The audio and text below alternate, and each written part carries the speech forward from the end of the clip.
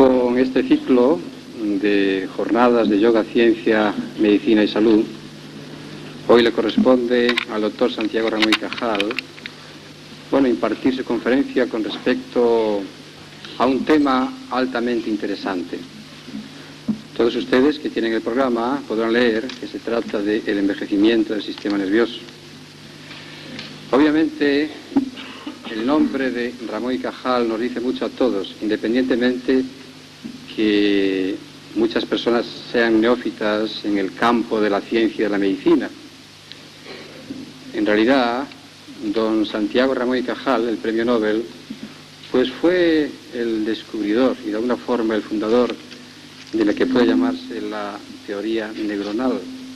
Es decir, saber exactamente qué dirección o en qué dirección se movían los impulsos del sistema nervioso, y aparte de todo ello ha sido un hombre con un ingenio realmente extraordinario. Es decir, fue la primera persona en hacer revelados de fotografía en color, fue de alguna manera un gran pintor, tenía unas aficiones extraordinarias en lo que respecta a la inventiva. Antes de que se hubiera descubierto pues las grabadoras que hoy en día empleamos, él de alguna forma ya había hecho una serie de experimentos para recoger y registrar la voz, etcétera, etcétera. Y esta noche su nieto, don Santiago Ramón y Cajal Junquera, pues tenemos de alguna forma el honor y la satisfacción de que se encuentre entre nosotros.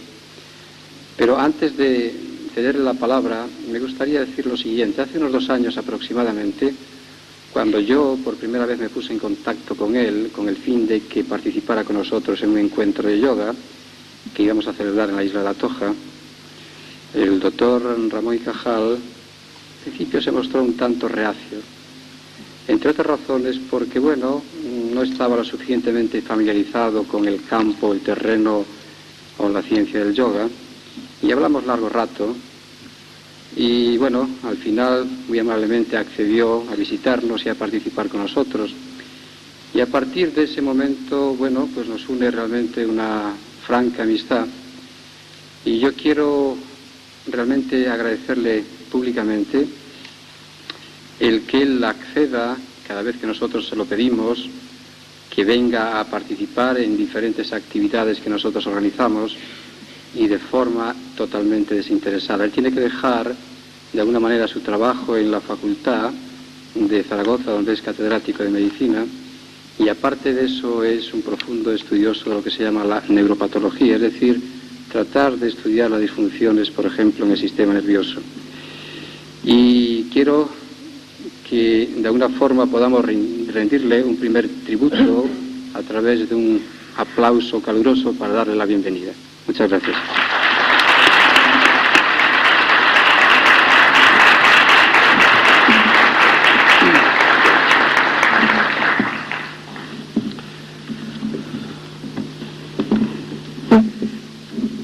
Bien, buenas tardes. Yo antes de nada lo que quisiera es agradecer al señor Madana, pues en fin, estas gentiles palabras que ha tenido para conmigo,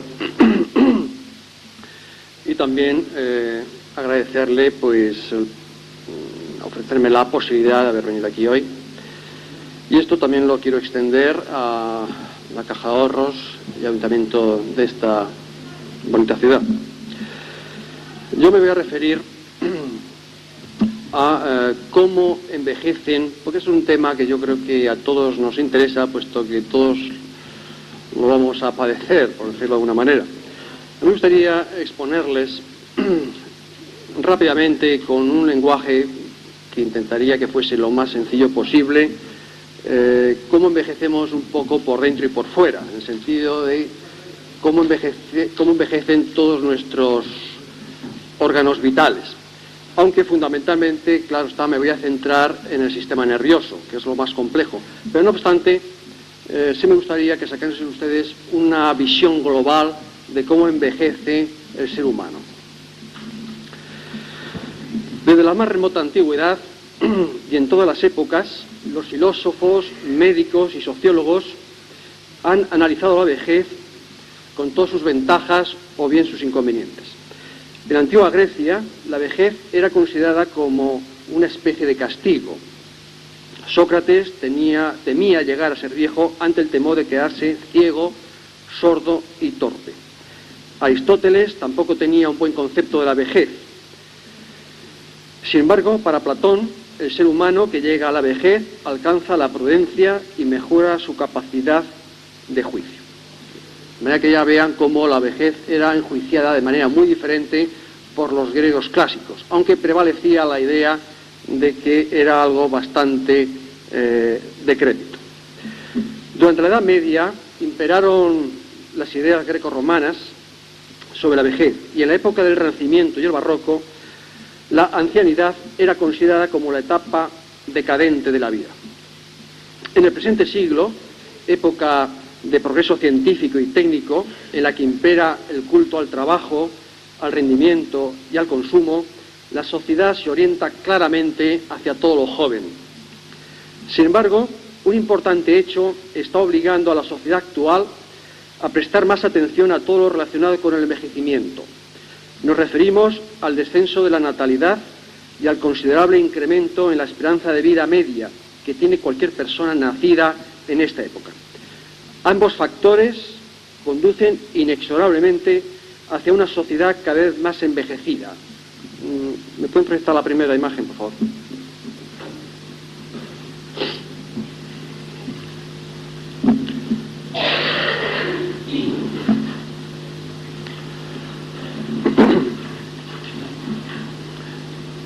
Bueno, quizá los que estén más alejados no lo vean bien. Este es un gráfico que demuestra cómo ha variado la población en una serie de años. En el año 1890 predominaban claramente los niños sobre los ancianos. En 1910 la proporción se va acortando. Era un anciano por cada 64 niños.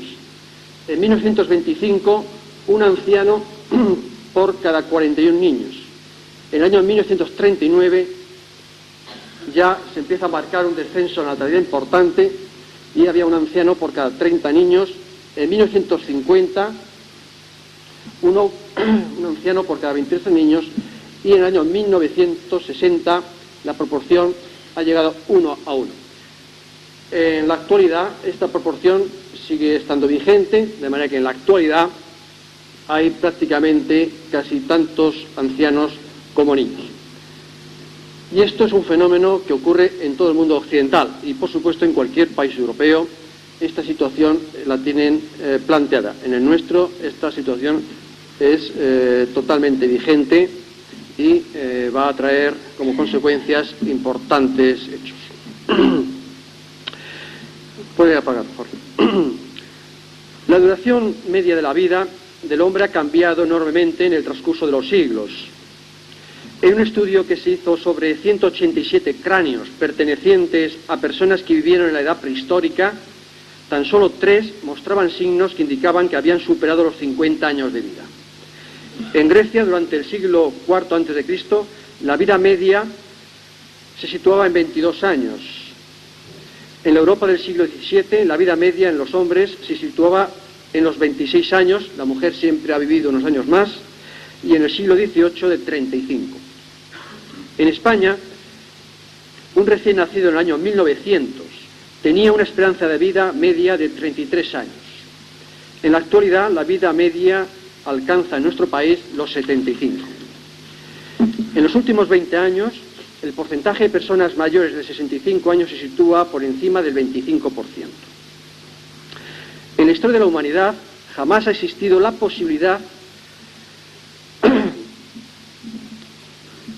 de una vida media avanzada, y ello se debe a los siguientes factores: gran descenso de la mortalidad infantil y juvenil, por un lado, y a la curación y prevención de enfermedades en la edad adulta, gracias a los avances de la medicina curativa y preventiva actuales. De manera que a lo largo de toda la historia de la humanidad, jamás como ahora se ha dado la circunstancia de que el hombre puede realmente agotar los años de vida que le ha dado la naturaleza, puesto que la enfermedad generalmente acababa con él mucho antes. Si se evitan las muertes infantiles tan frecuentes en otras épocas, si se combaten eficazmente las infecciones, si se curan diversas y graves enfermedades con la cirugía, si se logran importantes éxitos en la lucha contra la enfermedad cardíaca, si se controlan las enfermedades cardiovasculares evitando la hipertensión arterial, la diabetes y el colesterol elevado en sangre con medidas dietéticas e higiénicas y medicamentosas, no cabe duda que estaremos evitando las principales causas que han acortado la vida a los seres humanos durante siglos. Por estas razones, hoy estamos cada vez en mejores condiciones para conseguir que la vida del hombre dure todo el tiempo que ha designado la naturaleza para la especie humana y que se considera que se sitúa en torno a los 120 años. Hoy la duración de la vida biológica se sitúa entre los 60 y los 90 años y es previsible que en el futuro próximo se supere esta última cifra. No obstante, son muy pocas las personas que hoy logran alcanzar y sobrepasar los 100 años. En España, y en estadísticas referidas al año 1984, o sea, muy recientes, de 299.409 fallecidos, solo 619 contaban con 100 años o más, de los que 160 eran varones y 459 mujeres. En fin, aquí se refleja lo que ya he dicho antes, de que la mujer siempre supera al hombre en vida media. Siempre resultó interesante conocer a las personas centenarias. En un censo realizado por orden del emperador Vespasiano, en el año 76 de nuestra era, se encontraron 127 personas con más de 100 años. Es difícil precisar cuál es el límite máximo de la vida en la especie humana. A principios de este siglo, los gerontólogos rusos Mesnikov y Bogomolets consideraron que el hombre podía alcanzar los 150 años. Hay certeza documental de personas que han vivido 130 años. Se conocen regiones geográficas en las que las personas son extremadamente longevas. Así, en Abjasia, en el Cáucaso soviético, en Vilcabamba, en el sur del Ecuador, y en Huzerland, en el Pakistán, hay poblaciones altamente longevas. Abjasia es una región que tiene unos 100.000 habitantes nativos y está situada al este del Mar Negro, quedando separada por Ucrania por las montañas del Cáucaso. Pues bien, en Abjasia en el año 1956 había 2.144 personas que pasaban de los 100 años. En esta región habitaba un hombre de 124 años y una mujer de 139. Y también aquí se encontraba el hombre que fue considerado en esos años como el más viejo del mundo, Shirale Mislinov, con 168 años. Estos años son documentados. La familia de Shirale Mislinov es un claro ejemplo del importante papel que juega la herencia de la longevidad. Un hermano había fallecido a los 134 años, otro a los 106. Su madre había fallecido a los 110 y su padre a los 120. Shirale Mislinov, al morir, dejaba a su tercera esposa con una niña de tan solo 107 años. Los abjasianos conservan la dentadura hasta después de los 100 años y no es raro que los centenarios lleguen a ser padres. Hay mujeres que han dado a luz a los 60 años. Científicos interesados por conocer sus costumbres han encontrado que los habitantes de Abjasia comen muy poco, consumen un tercio menos de calorías que los occidentales y están especialmente delgados. Sus alimentos son cereales, leche, legumbres, frutas, miel, abundante ajo y evitan las grasas. Mucho podríamos aprender los occidentales de estas costumbres dietéticas. Las enfermedades cardiovasculares, que son la primera causa de muerte en los habitantes del mundo occidental, podrían disminuir muchísimo si imitásemos a los abjasianos. Nuestra alimentación hipercalórica, tan rica en grasas animales, repercute tan nocivamente en las arterias de nuestro cuerpo que favorece la arteriosclerosis, cuyas consecuencias acortan nuestra vida y que luego pasaremos a comentar. Pero aparte de la importancia de la alimentación, la constitución genética es probablemente el factor más importante que influye en la longevidad de las personas. Los límites extremos de la longevidad, los 110, 130 años, son alcanzados por personas dotadas genéticamente para ello, independientemente de las razas y del medio ambiente. Así, por ejemplo, un centenario chino vive en un ambiente muy diferente al de un centenario sueco. Por otro lado, es bien conocido que en determinadas familias son varios los miembros que alcanzan edades octogenarias. Todos los seres vivientes envejecen y aunque a nosotros nos parezca que nuestra vida es corta, si la comparamos con la de otros animales, tendremos que reconocer que no nos va tan mal. Vivimos más tiempo que la mayoría de los mamíferos. La ballena no suele sobrepasar los 50 años. Los caballos y el ganado vacuno ya son viejos a los 40. Los gatos no pasan de los 30 y los perros no superan los 20. Los mamíferos pequeños, a los 2 o 3 años, son ya viejos. Salvo el elefante, solo el elefante nos supera en longevidad. Entre las aves, las águilas pueden vivir 80 años y más, y los loros y buitres pueden alcanzar los 100 años. Entre los peces, el esturión ruso puede alcanzar y superar los 100 años. Un esturión de 700 kilos probablemente ha vivido 200 años. Pero los campeones de la longevidad son sin duda las plantas. Semillas de loto de 230 años han dado fruto y en Estados Unidos se encuentran coníferas que superan los 2000 años de antigüedad. Pero volvamos al hombre. Como ya hemos comentado, las expectativas de vida desde la prehistoria a nuestros días han aumentado de 20 a 75 años, pero la decadencia física propia del envejecimiento sigue su curso y la ciencia médica, por muy perfeccionada que esté en nuestros días, no ha logrado aún paralizar el fenómeno del envejecimiento. ¿Qué proyecta la siguiente, por favor?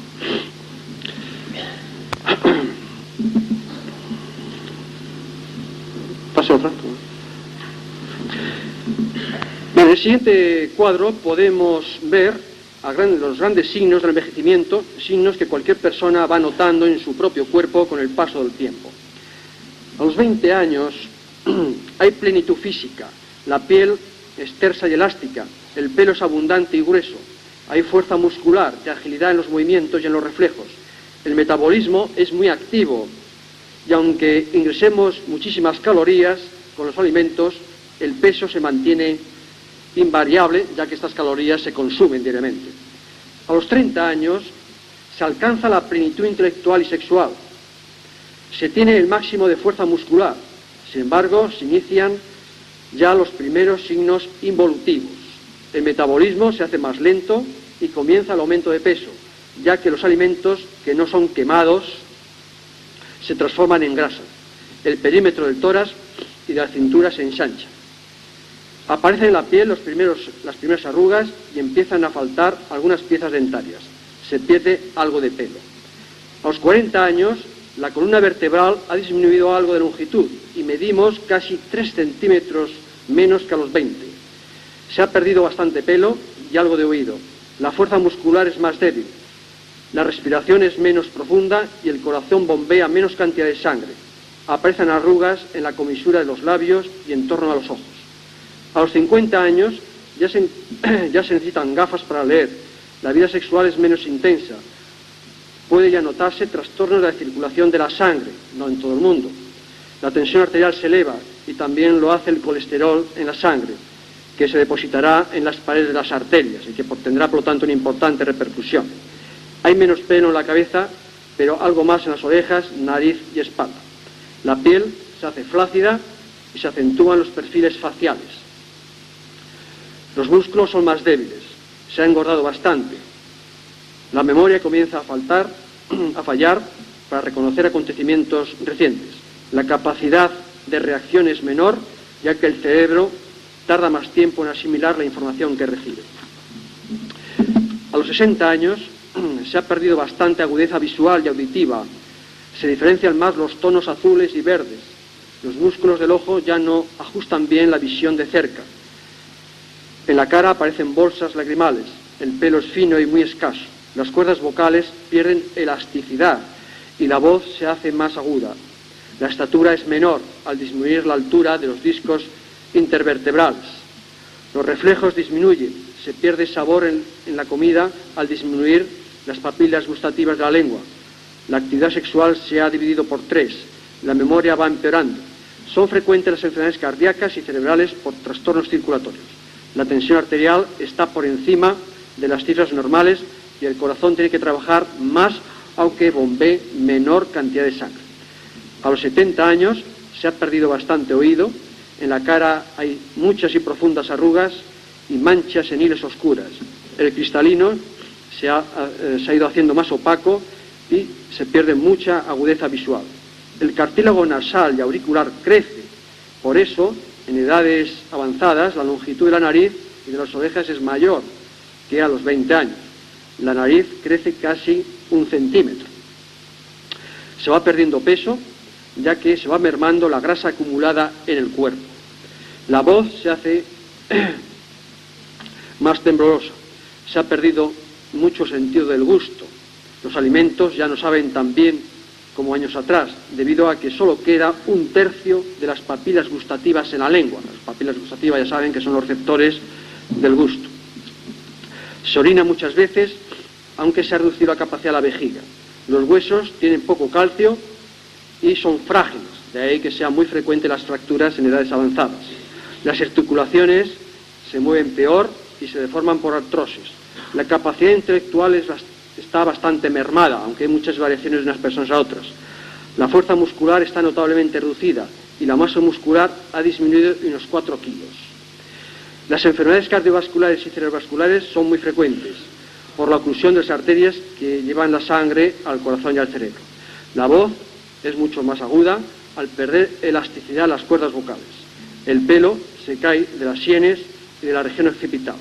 El deterioro intelectual es cada vez mayor. Podría apagar, por favor. Hasta el comienzo de la edad adulta, hacia los 20 años, se produce un incremento rápido de muchas funciones. Después, el desarrollo de estas funciones se detiene y se modifica, entrando en un declinar gradualmente lineal hasta alcanzar la vejez. De manera que los 30 años marcan con seguridad el máximo de aptitudes que tenemos de todo género, sobre todo físicas. Y a partir de los 30 años vamos entrando en un declinar progresivo. El envejecimiento se puede definir como el deterioro progresivo más o menos precoz, más o menos generalizado de las diversas funciones de cada ser viviente. Es un fenómeno natural y no debe ser considerado nunca como un proceso patológico, como una enfermedad, aunque el anciano está más predispuesto a ciertas enfermedades. El envejecimiento es un fenómeno universal que varía en su periodo de aparición de un tejido a otro, de una especie a otra, y para una misma especie dada de un individuo a otro, puesto que no todo el mundo envejece con igual rapidez. La experiencia diaria nos demuestra que 2 personas que tengan la misma edad cronológica, la edad aparente y la edad fisiológica pueden ser muy diferentes. Vamos a pasar ahora a comentar las alteraciones generales más importantes que se deben al envejecimiento. En la senectud se producen cambios de tipo regresivo y de intensidad variable en la mayoría de los tejidos y de las vísceras. Algunos de estos cambios son comunes a todos los órganos, como ocurre en la llamada atrofia senil. La atrofia senil consiste en la disminución del tamaño y del peso de los órganos debido a su vez a la reducción del tamaño y del número de sus células. Todos nuestros órganos van quedándose cada vez más pequeños, pero por reducción en el tamaño y en el número de las células que contienen. Las causas que provocan estos cambios son mal conocidas. Probablemente influye una falta crónica de suficiente llegada de sangre, al irse poco a poco cerrando los vasos sanguíneos. Esta atrofia se acompaña en algunos casos de fibrosis senil, que se caracteriza por una excesiva abundancia de fibras del tejido juntivo fibroso. El tejido juntivo es un tejido de sostén que se sitúa en todos nuestros órganos. Pues bien, este tejido fibroso de relleno va incrementándose con la edad. Esta fibrosis puede aparecer aislada o bien asociada a un aumento del tejido graso que hay en todos los órganos seniles, porque suele hablarse de fibrosis, de fibradiposis senil. ¿Quiero proyectar la siguiente imagen?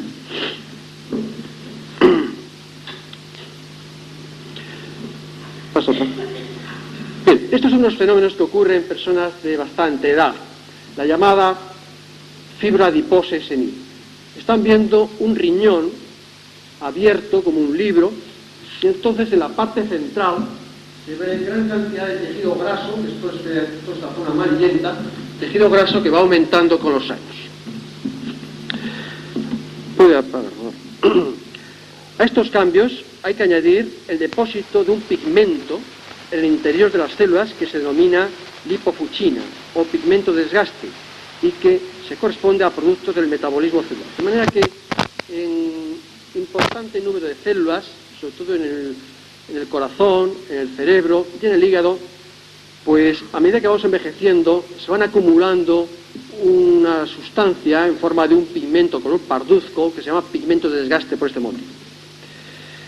Este pigmento aparece en el interior de las células como gránulos de color marrón oscuro y se encuentra sobre todo, como he dicho antes, en células nerviosas, en las células del hígado y en las células del corazón. El proyecto de ruidos es un tema que preocupa mucho a las sanidades de todos los países industriales por la gran repercusión que está teniendo. El sentido del gusto igualmente sufre disminución en el envejecimiento.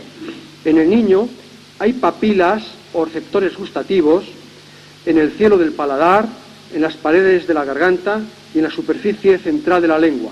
A los 10 años de vida solo quedan en el borde de la lengua y en la vejez solo permanecen 1/3 de las papilas gustativas linguales. Por este motivo, en la edad senil, los alimentos ya no saben como en los años jóvenes. La sexualidad va disminuyendo gradualmente con la edad, aunque existen muchísimas variaciones. La actividad sexual puede seguir siendo considerable en parejas de 60, 70, 80, incluso 90 años. Los ovarios en la mujer se atrofian a partir de la menopausia, pero los testículos en el varón pueden presentar actividad funcional aún en edades muy avanzadas. Siguiente. Como curiosidad les pongo esta imagen que corresponde a un corte microscópico del testículo de un varón de 94 años, en donde aún podemos ver espermatogénesis, aún se están formando espermatogénesis. Esto no es lo habitual, pero pongo como ejemplo de una capacidad de procrear a edades altamente avanzadas. En fin, todos conocemos ejemplos de personas que, siendo realmente ancianos, han podido engendrar hijos. A los 79 años se encuentran espermatozoides en el semen del 68,5% de los hombres, y en algunas regiones del Cáucaso hay hombres que han tenido hijos pasados los 100 años. La fuerza muscular va perdiendo potencia con el envejecimiento y los músculos de la edad senil han perdido 4 kilos de peso. Las fibras musculares se van reemplazando gradualmente por tejido fibroso. Una vez que les he presentado los aspectos más generales del envejecimiento en diversos órganos, paso a comentar la repercusión que tiene la edad en el sistema nervioso.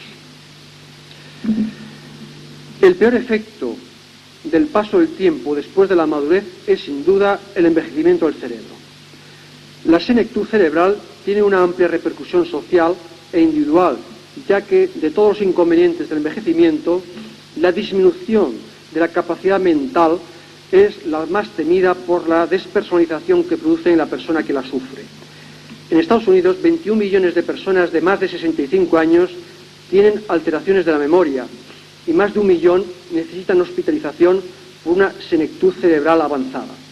Si tenemos en cuenta que una mayor longevidad se suele acompañar de un descenso de la capacidad intelectual, que puede llegar a la demencia, podremos considerar que en las próximas décadas se plantearán serios problemas sociales y sanitarios, ya que para el año 1990 se calcula que la longevidad media del hombre se habrá alargado de un 10 a un 20%. Esto va a tener una repercusión social muy importante, porque a medida que la población va aumentando en edad, va envejeciendo cada vez más, hay mayor riesgo de las llamadas demencias seniles, y son ya consideradas como la enfermedad del futuro y la principal causa de muerte en el futuro.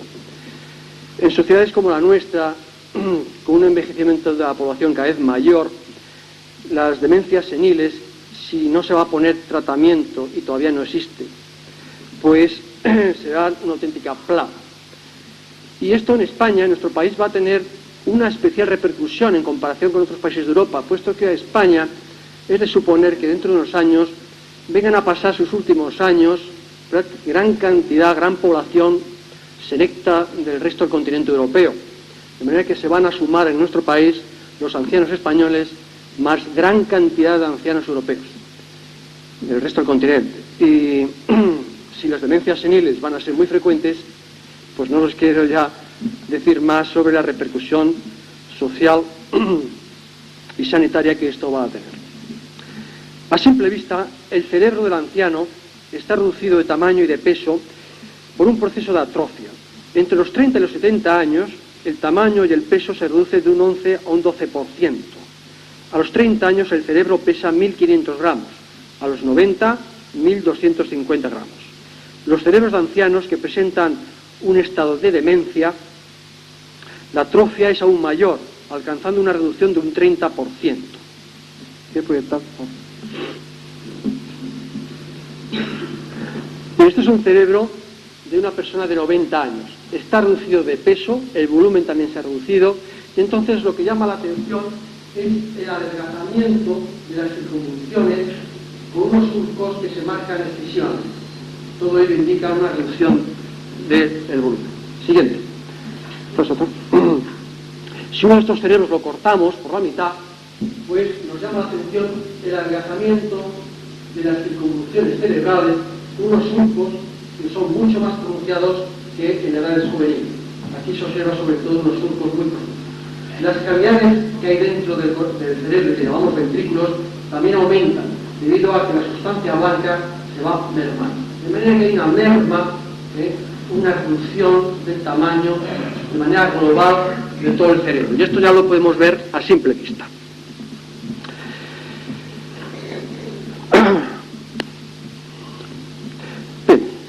Las circunvoluciones de la superficie cerebral aparecen adelgazadas y los surcos son excesivamente anchos. Las meninges están engrosadas y ligeramente opacas por excesivo depósito de tejido fibroso.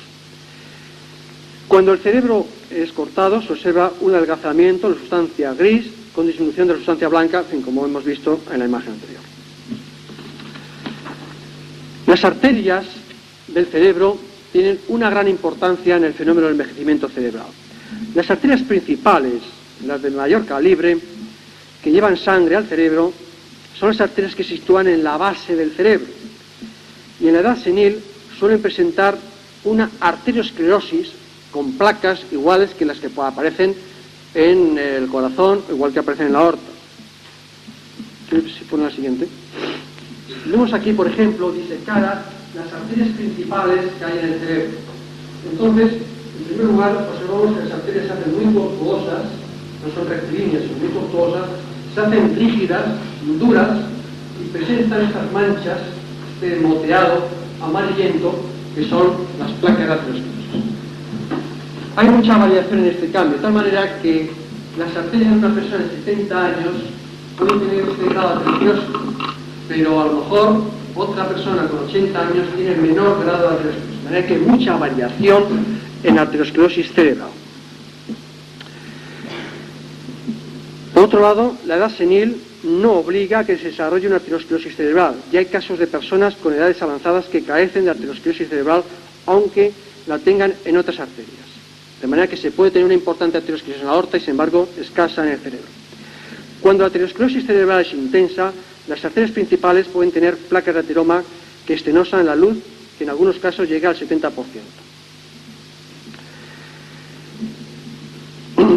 Cuando existe una hipertensión arterial o bien una diabetes, el grado de aterosclerosis cerebral en el anciano suele ser muy intensa. Ya comenté antes que estas enfermedades fomentan mucho el desarrollo de aterosclerosis.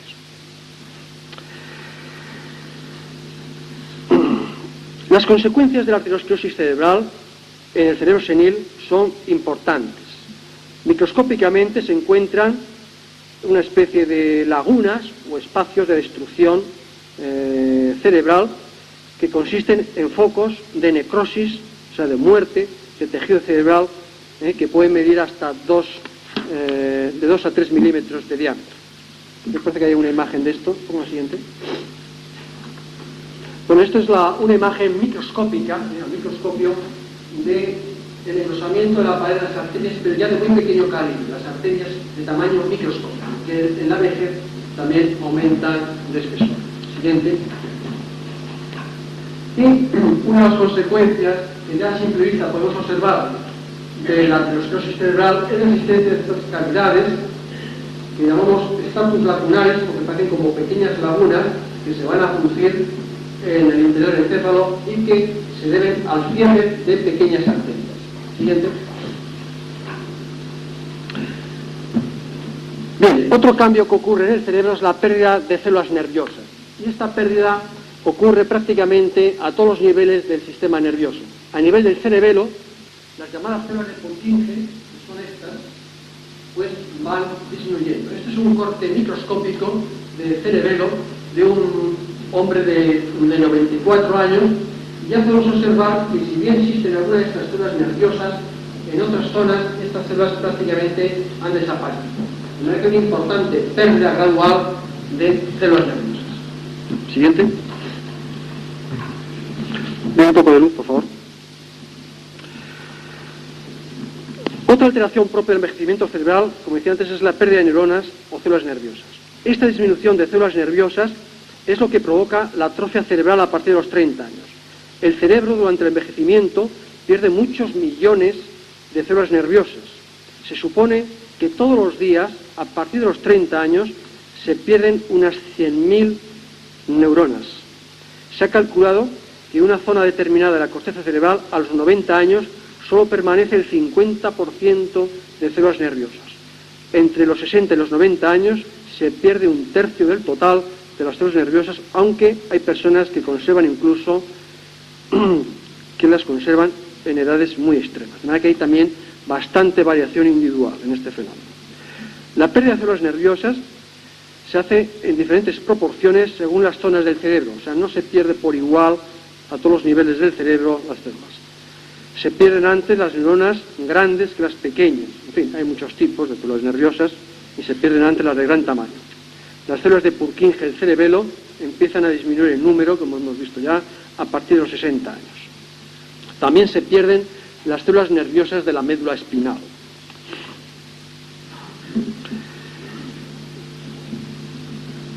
Vemos ahora otros cambios que también podemos encontrar y que son bastante importantes en la corteza cerebral, en las células, en la sustancia gris del cerebro.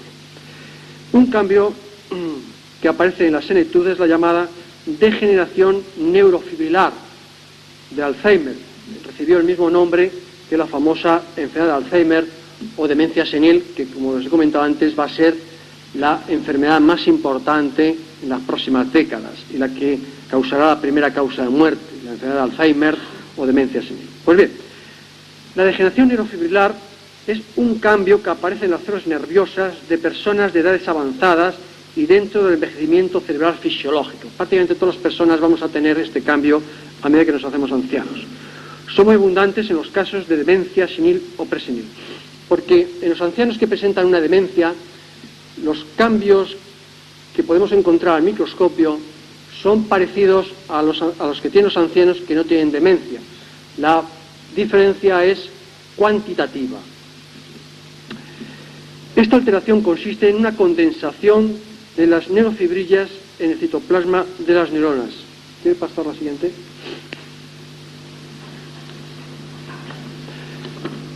Estamos viendo con el microscopio a mucho aumento una célula nerviosa. Y hemos tenido con nitrato de plata unos filamentos muy finos que hay en el interior, que son las llamadas neurofibrillas. Pues bien, en esta degeneración neurofibrilar que aparece en personas de edad avanzada, las neurofibrillas se condensan y ya no aparecen individualizadas en forma de finos hilos, sino que forman estas masas que se tiñen muy oscuro con el nitrato de plata. Este es un cambio muy característico del cerebro del anciano, aunque no tenga ningún tipo de demencia, sean personas por lo demás totalmente normales. Y en las personas que además sufren una demencia, estos cambios son muy frecuentes en muchísimas células.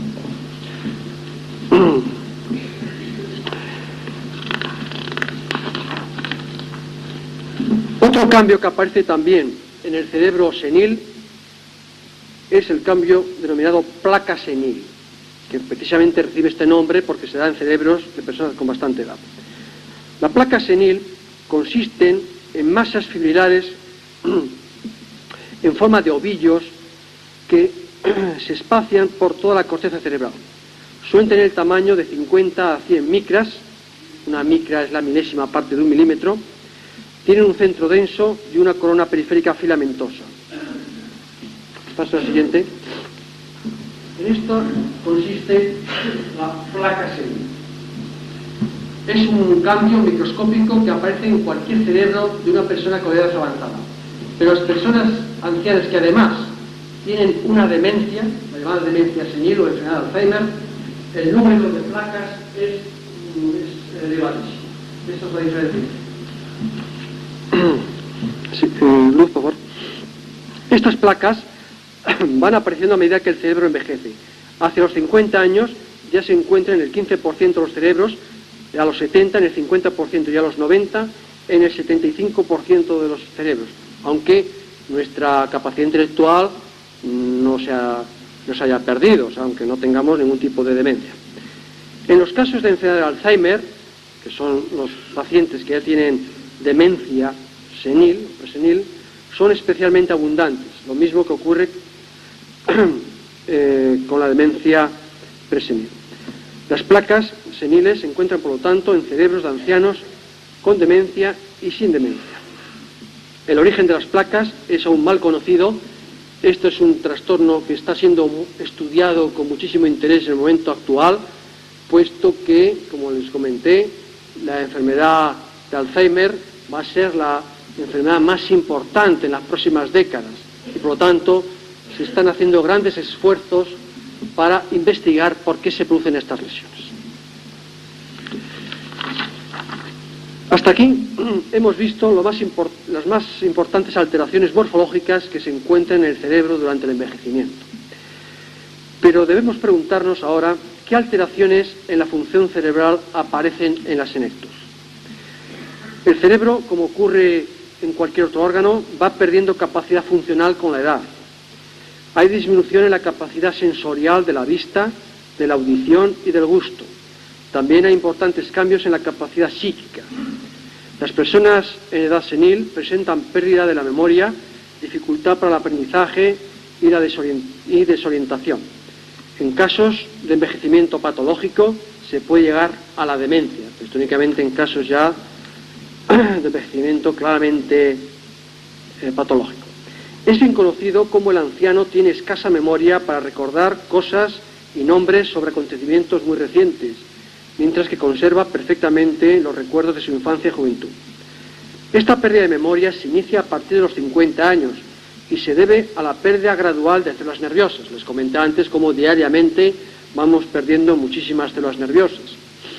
La capacidad de reacción del sistema nervioso va disminuyendo con la edad y el cerebro tarda más en asimilar la información que recibe.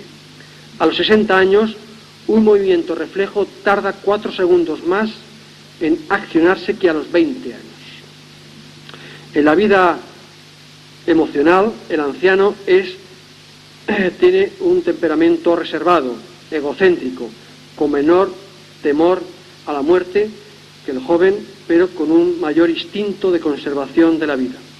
Tiene un sentido práctico de todo y suele ser hostil en general a lo nuevo. Es conservador, pero no es radical. Hoy se acepta que el envejecimiento apenas produce pérdida de la inteligencia. Hay pérdida de muchas capacidades, pero no de la inteligencia. Si bien la creatividad tiene su plenitud en diferentes etapas de la vida, dependiendo del tipo de trabajo que se realice. Esto es muy importante. Por ejemplo, los matemáticos y los físicos alcanzan su máxima creatividad hacia los 20 años, o sea, muy jóvenes. Los escritores, por el contrario, alcanzan su máxima creatividad entre los 45 y los 50 años. Los que se dedican a las artes plásticas y a la música alcanzan su esplendor en épocas aún más tardías. Siguiente, por favor. En fin, esta es una imagen muy conocida de Einstein cuando era joven y ya en la época senil. Puede dar algo de luz, no hace falta apagar todo. Einstein llevó a cabo sus grandes aportaciones antes de cumplir los 30 años. Pero en el resto de su larga vida, su creatividad fue escasa. Es curioso, pero las grandes demostraciones de Einstein fueron fundamentalmente cuando era joven. Después no hizo grandes cosas. Ha habido artistas que han mantenido su creatividad hasta la vejez. Degas, cuando empezó a perder vista, se pasó al óleo, pasó del óleo al pastel, y cuando apenas podía distinguir los matices, se pasó al carboncillo, y más tarde, al quedarse casi ciego, se dedicó a hacer pequeñas esculturas de cera. Claude Monet, a los 83 años, y tras ser operado de cataratas,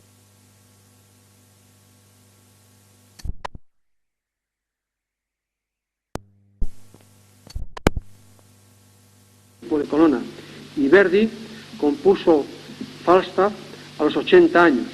Muchos ejemplos más se pueden citar, como Tintoretto, Cervantes, Goya, Víctor Hugo, Tolstoy, Freud, Bertrand Russell, etc.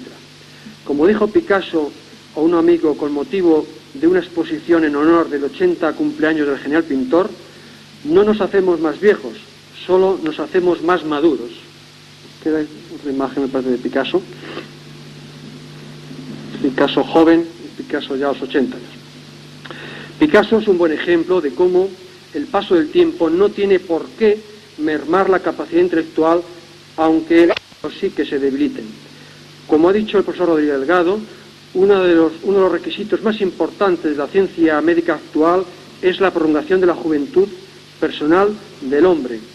La piel se conserva más tersa, los músculos más activos y la mente conserva su capacidad de sentir, gozar y crear. Es preciso ser jóvenes de cuerpo y espíritu el mayor tiempo posible. En realidad, ser viejo no es lo mismo que estar viejo. El envejecimiento no está en razón del número de años que se ha vivido, sino de cómo se han vivido esos años. Como escribió Cicerón, el anciano conserva todas sus facultades mentales siempre que no deje de usarlas ni de aumentarlas. Nada más.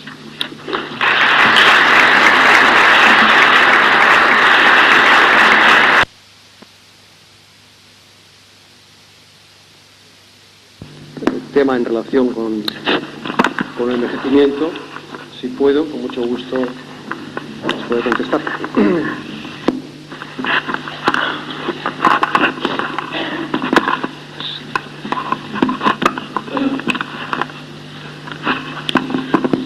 Por favor, me gustaría saber si se hereda la demencia senil. ¿Perdón, no lo he oído bien? Me interesaría saber si es hereditaria la demencia senil. No, la demencia senil no tiene un claro componente hereditario.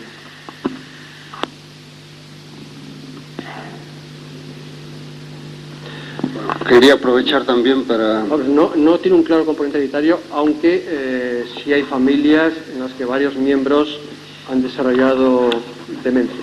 Esto es algo que se está estudiando mucho por la repercusión que está teniendo o que va a tener, pero no hay datos todavía muy concluyentes. Aunque insisto que en algunas familias sí se había notado un componente hereditario.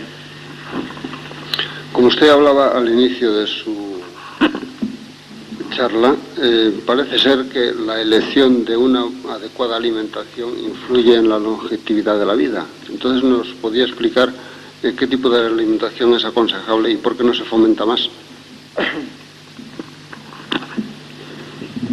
Puede suponer que en un futuro próximo, pues cuando ya la medicina curativa haya alcanzado grandes éxitos, y ya de hecho los está alcanzando, lo que va a prevalecer es la medicina preventiva, que ya está ocurriendo algo de esto.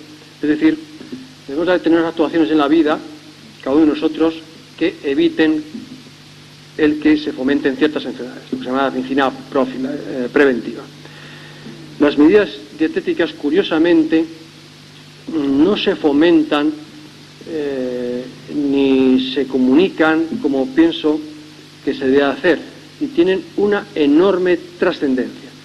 La verdad es que nuestra vida se puede ver acortada muchísimo, no ya por infecciones, que esas prácticamente están perfectamente controladas, a no ser que surjan nuevas enfermedades infecciosas que no sepamos atajar, pero hasta ahora las enfermedades infecciosas, salvo alguna que otra, que no es el tema de hoy, pues se corrigen muy bien. Sin embargo, las enfermedades que más están matando actualmente son las enfermedades cardiovasculares, en primer lugar. En segundo lugar, la enfermedad cancerosa. Pues bien, la enfermedad cardiovascular guarda una estrechísima relación con las medidas dietéticas. Si pesamos demasiado, probablemente terminaremos teniendo diabetes e hipertensión arterial. Y si tenemos hipertensión arterial y diabetes, pues ya hemos visto lo que ocurre. Las arterias se envejecen rápidamente, se fomenta mucho arteriosclerosis. Y si se fomenta mucho arteriosclerosis, pues vamos a tener una gangrena en una pierna, vamos a tener un infarto de miocardio, vamos a tener una hemorragia cerebral. De manera que, curiosamente, la primera causa de muerte en el mundo occidental, que son las enfermedades cardiovasculares, pueden perfectamente corregirse sencillamente con medidas higiénico-dietéticas, porque aquí hay que meter, claro está, medidas como el dejar de fumar.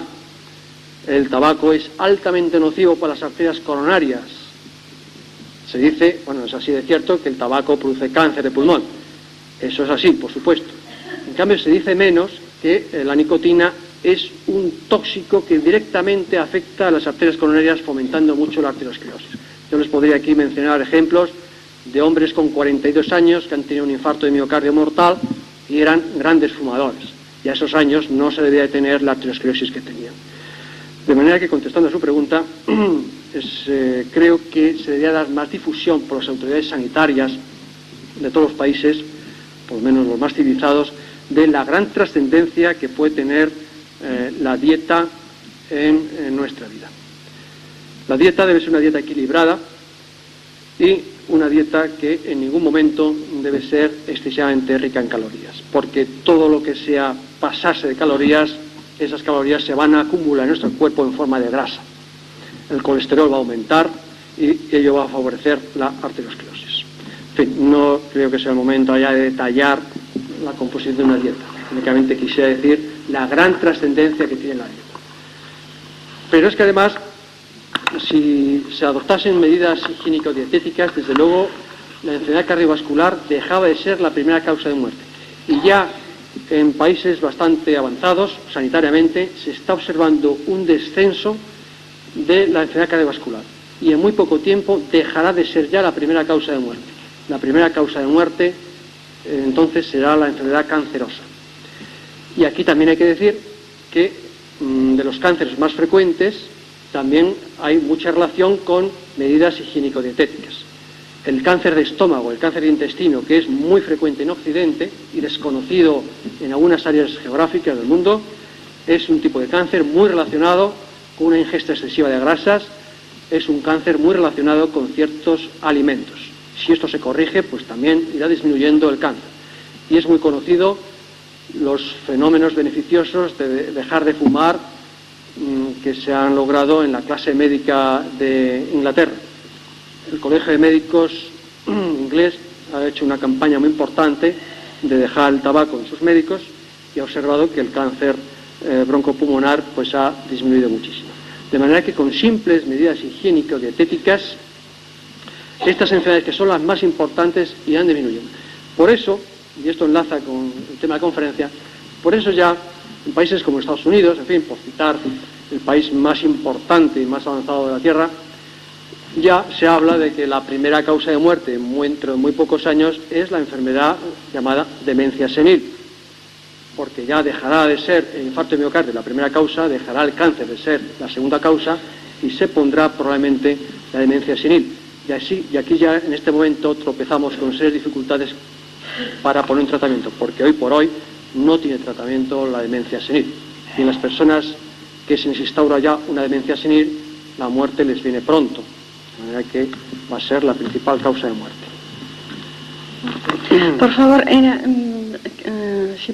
si existe algún medio para frenar la desaparición de células, si se conocen algunos medios, ¿no? Por lo menos frenarlos un poco, ya que evitarlos es imposible. Sería no ser viejo, ¿no? Bueno, eso ya es tanto como pretender impedir el envejecimiento. Nosotros envejecemos sencillamente porque hemos nacido. Y esto ocurre en todas las especies vivientes. Un árbol comienza siendo jovencillo y un árbol aparece, termina estando hueco y un día el viento lo tira y ese árbol cae muerto. De manera que esto es una ley de vida que se da en todas las especies. Y por lo que respecta, porque me imagino se refiere a las células nerviosas, usted. Las células nerviosas no son capaces de regenerar. Por lo tanto, célula nerviosa que desaparece, célula nerviosa que no se puede reemplazar. Por ahora no se puede reemplazar. Y dudo mucho que esto la ciencia lo pueda conseguir. Quizá consiga en el futuro, porque los avances de la medicina son tan tremendos que no se puede decir esto no va a ocurrir nunca. Quizás lo que sí ocurra es que se logren trasplantes del cerebro, cosa que ahora parece de ciencia ficción. Pero en fin, me imagino que para los habitantes de hace 100 años, el pensar que algún día se llegó a cambiar un corazón de una persona por otra, pues aquello también sería algo increíble. Y esto está ocurriendo. Por ahora, el trasplante de un cerebro es algo inviable, pero puede perfectamente ocurrir. Eso sí puede ocurrir. Que a una persona, un cerebro viejo, se lo cambien por otro joven, aunque esto es muy difícil, por supuesto. Ahora bien, lo que sí que no se puede conseguir, porque sería desafiar la ley de la naturaleza, es que la célula nerviosa, que es incapaz de regenerarse, entre otras razones, porque no se puede dividir, no se puede multiplicar, la célula nerviosa que se pierda sea reemplazada por otra nueva, eso sí que escapa a toda posibilidad. Sí, me permite.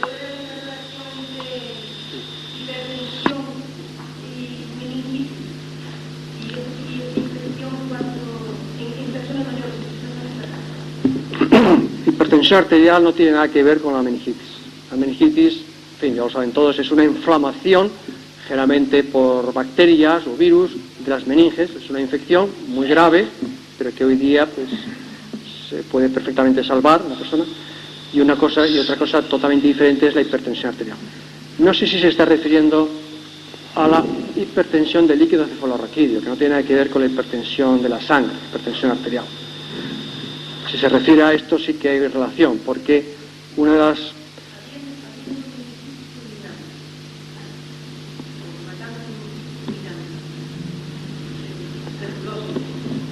Sí. Pero sería hipertensión, pero en el líquido cefalorraquídeo, no hipertensión arterial, que son dos cosas diferentes. Lo que ocurre es en el cerebro, en fin, a grandes rasgos, para no alargarnos, que el tiempo que tenemos es limitado, en el cerebro hay un líquido que circula por las meninges que se llama líquido cefalorraquídeo. Entonces, cuando las meninges se inflaman, se producen obstrucciones a que circule ese líquido. Y entonces se acumula en el interior del cerebro y el cerebro aumenta de presión. Y en los niños, como el cráneo es blando y se puede dilatar, en los niños se les pone una cabeza muy grande, que es lo que se denomina hidrocefalia. Entonces se habla de hipertensión, pero hipertensión en el líquido cefalorraquídeo. No tiene nada que ver con la hipertensión de la sangre en los vasos sanguíneos, que es la hipertensión arterial. Ahora, si su pregunta es si existe relación entre una meningitis y la hipertensión arterial, creo que estoy en condiciones para decirle que no tiene ninguna relación. Sí, me permite.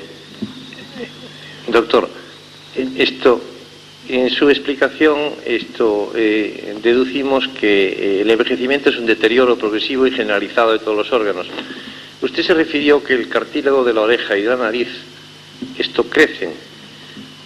Quisiera si pudiera aclararnos esto. Y después, en la desaparición del cabello, el por qué desaparece o mengua o se afina en la cabeza, pero después los vellos, por ejemplo, que tapizan el interior de la nariz o de la oreja o alrededor de las cejas, pues crecen desmesuradamente. ¿Responde esto a algún descontrol genético o es algún aviso de algún tipo? No, lo que es aviso es aviso de envejecimiento. Cuando la nariz se nos va quedando más larga y los jodiones auriculares nos crecen, es porque vamos aumentando en edad. No, la caída del pelo en el cuero cabelludo es simplemente porque se van atrofiando, van desapareciendo los folículos pilosos. Entonces, lógicamente, se va perdiendo el pelo. El por qué a nivel de la mucosa olfativa, en cambio, y a nivel del conducto auditivo, el pelo va creciendo, bueno, pues eso es así, porque es una característica del envejecimiento. No responde a otras características que yo sepa, es que es una característica del envejecimiento. Doctor, a pesar de lo que usted ha dicho antes, yo he leído algunos artículos que hablan del trasplante de neuronas. Lo que yo no sé recordar exactamente es si ha sido a nivel de estudio o realmente se estaba haciendo algo de esto ya en otros países. Sí, bueno, los trasplantes que se están haciendo en neuronas son para lo siguiente. Hay una enfermedad que también es de la época senil, que es la enfermedad de Parkinson, será bastante frecuente. Entonces, un tratamiento que se está usando ahora porque parece ser que da buen resultado es, mediante una intervención quirúrgica, introducir pequeños grupos de células nerviosas, generalmente procedentes de fetos, pero con la idea únicamente de que a través de esas células jovencitas que ponemos en el cerebro de la persona mayor, logremos introducir una sustancia química que elaboran esas células nerviosas. De manera que no se trata de que metamos células para renovar otras viejas, sino sencillamente se trata de meter en nuestro cerebro unas células que acabarán siendo destruidas, pero que van a soltar unas sustancias químicas que llevan en su interior y que vienen muy bien para el tratamiento de la enfermedad de Parkinson. En ese sentido, sí se está haciendo trasplantes, pero no en el sentido de renovar células viejas por otras nuevas. No, es simplemente con la idea de introducir sustancias químicas que va muy bien para el tratamiento del Parkinson, únicamente. Doctor, ya que ha hablado usted antes del tabaco, díganos por favor también la incidencia que tiene el consumo de bebidas alcohólicas en el envejecimiento.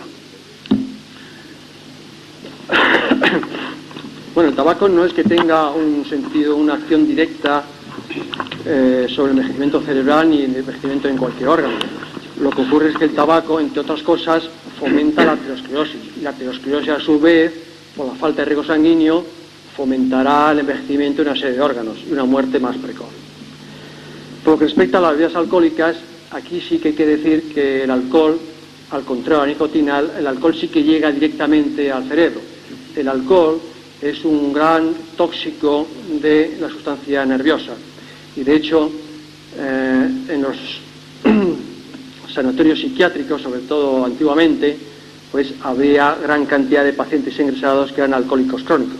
El alcohol puede llegar prácticamente a producir tal deterioro intelectual de la persona que se llega a la demencia. Eso ya por el efecto directo tóxico que tiene el alcohol, porque le llega a la neurona y la destruye. Aparte de eso, el alcohol tiene otras connotaciones también muy nocivas, puesto que, como es muy bien sabido, lesiona también directamente el hígado, cirrosis hepática, enfermedad mortal, aunque es crónica, y, en fin, produce también alteraciones en los nervios, destruye las fibras nerviosas de los nervios periféricos, lo cual provoca parálisis de las piernas, dolores en las piernas.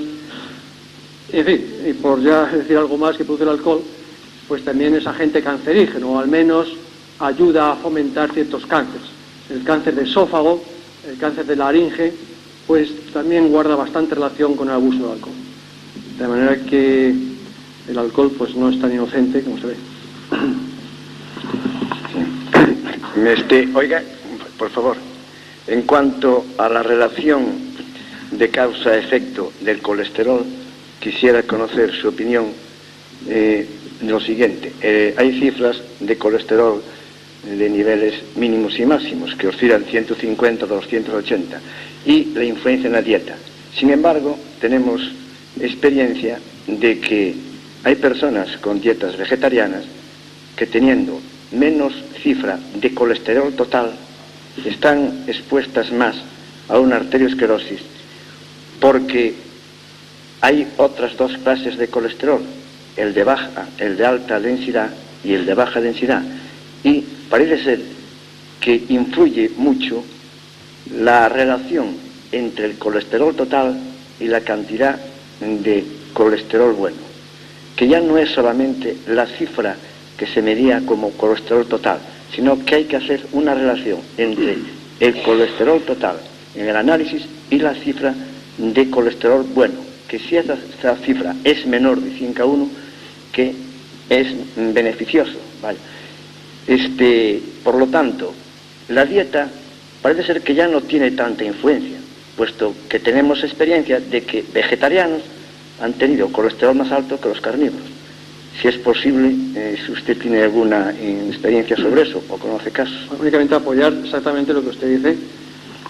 Hay estudios ya muy serios y estadísticos de mucha amplitud que demuestran claramente que la relación que hay entre hipercolesterolemia y enfermedad cardiovascular. A más colesterol en sangre, mayor incidencia de enfermedad cardiovascular, que es el infarto del miocardio, la angina de pecho, la hemorragia cerebral, etc. Esto es así. Lo que pasa es que, y durante muchos años así se estuvo manteniendo, lo que pasa es que luego se descubrió cómo el colesterol fundamentalmente guarda relación con las lipoproteínas.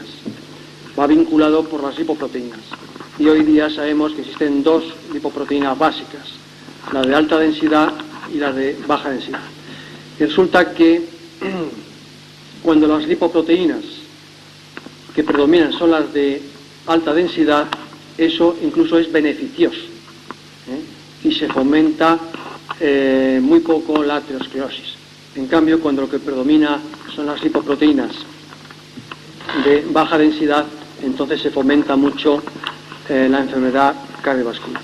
De manera que tiene interés saber la cifra de colesterol que nosotros tenemos en sangre, pero tiene sobre todo mucho interés saber cómo están presentes esas dos lipoproteínas. Cómo está la más nociva, que es la de baja densidad, qué cantidad tenemos de este tipo de lipoproteína, y cuánta cantidad también tenemos de la otra, la de alta densidad, puesto que si tenemos mucha de alta densidad, nos estamos librando de fomentar la aterosclerosis.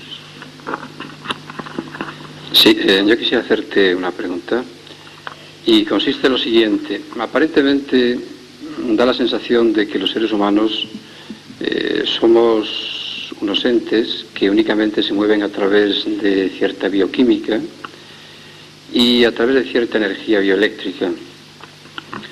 Pero considerando que pudiera existir, y de hecho, bueno, personalmente así lo pienso, algo de naturaleza más sutil, como obviamente es el pensamiento, ¿qué deterioro podría producir en el sistema nervioso y en los demás sistemas de nuestro cuerpo ese tipo de emociones en la que todos estamos atrapados de una forma u otra? Como puede ser, por ejemplo, un rapto de cólera, un acceso intensísimo de cólera, ¿verdad? ¿Qué tipo de destrucción podría originar en las células, sobre todo del cerebro? ¿Hay algún estudio con respecto a esto? La situación de emoción psíquica, situaciones de estrés, tiene repercusión de manera indirecta sobre el cerebro. Lo que más repercute en la situación emocional es sobre el sistema cardiovascular.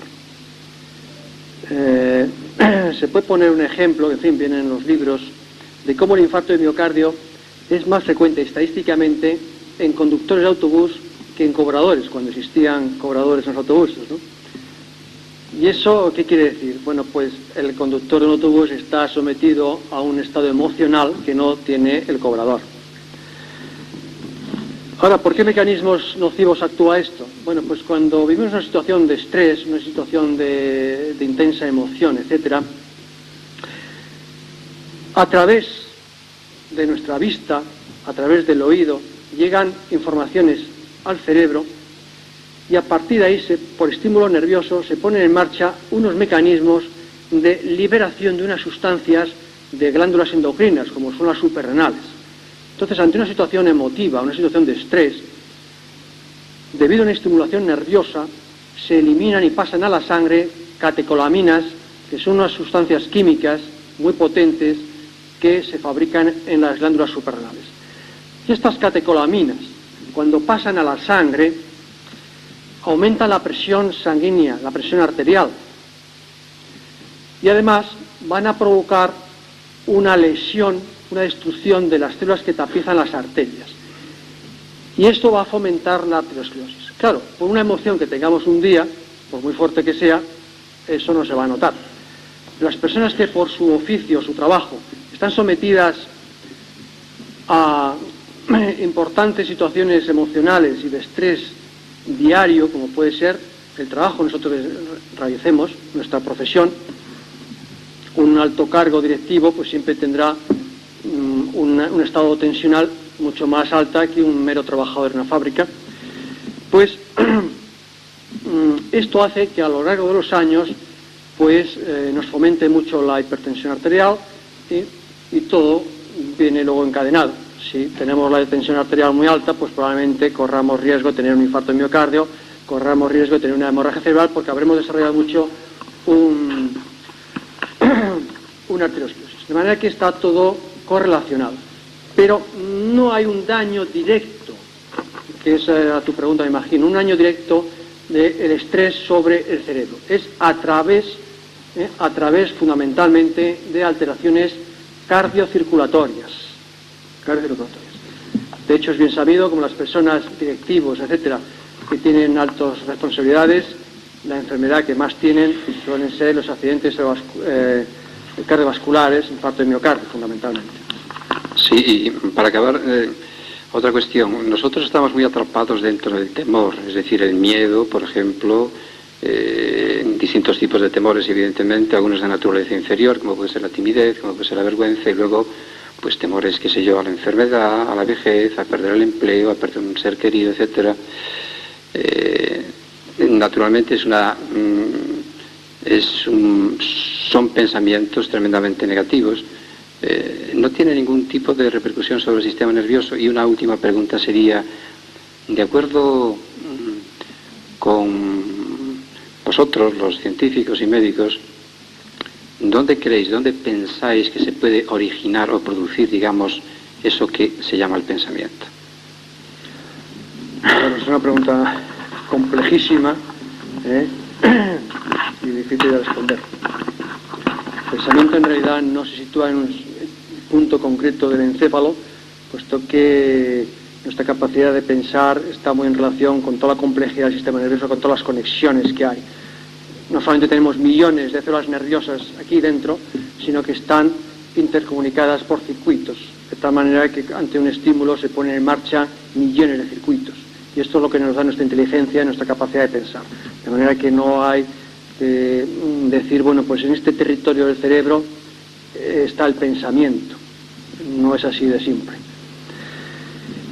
Y, hombre, lo que sí que está claro es que situaciones estresantes, situaciones emotivas severas, la pérdida de un familiar, por ejemplo, lo que se va a producir son importantes inhibiciones de nuestra psiquis y sí que tiene repercusión sobre nuestro psiquismo, pero no sobre la morfología de nuestro sistema nervioso, sino sí también sobre la psiquis, porque hay que distinguir lo que es la morfología, o sea, la anatomía, y lo que es la función. Y psíquicamente, claro que tiene repercusión. De hecho, hay personas que ante la pérdida del padre, la madre, o el esposo o la esposa, pues hacen unas depresiones muy importantes, que exigen tratamiento, porque si no se puede llegar incluso al suicidio, y todo es puramente cerebral, puramente psíquico.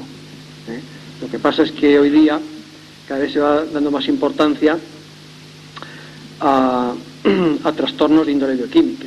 Hasta hace unos años, en los estados depresivos, pues se pensaba que era todo puramente psíquico y que no intervenía ningún sustrato, no ya morfológico, sino ni siquiera bioquímico.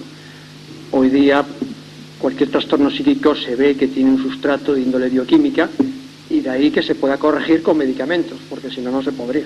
O sea, no solamente con psicoterapia, sino también con medicamentos. Y medicamentos que hoy día son muy eficaces para las enfermedades mentales y las depresiones.